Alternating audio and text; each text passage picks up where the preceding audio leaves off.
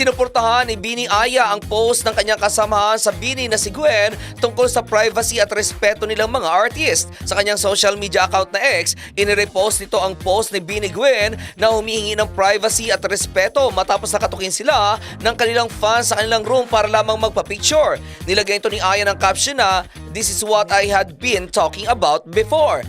Anya, sobra nilang na-appreciate ang suporta ng kanilang fans na tinawag na Blooms, pero at the end of the day umano, tao lamang sila at kailangan din nila ng personal time at space para makapag-recharge. Kasunod nito ang pagbubulgar ni Aya na nakaramdam siya ng takot noong kinunan siya ng video nang hindi niya alam sa isang bar sa Cebu City. Ayon kay Aya, nakaranas siya ng pangara sa isang lalaki nang sunggapan siya nito at ilapit ang mukha nito sa kanyang mukha.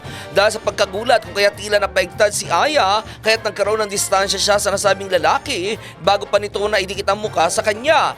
Ngunit ang talagang ikinatakot niya raw ay mailang fans na kinukunan sila ng picture ng palihim at ipopost sa social media kung saan pati raw ang real-time location ay inilalagay sa post. At iyan nakibalitang showbiz para sa impilang may todong lakas, DWIZ. Ako si Anton, nagbabalita ng tama, naglilingkod ng tama.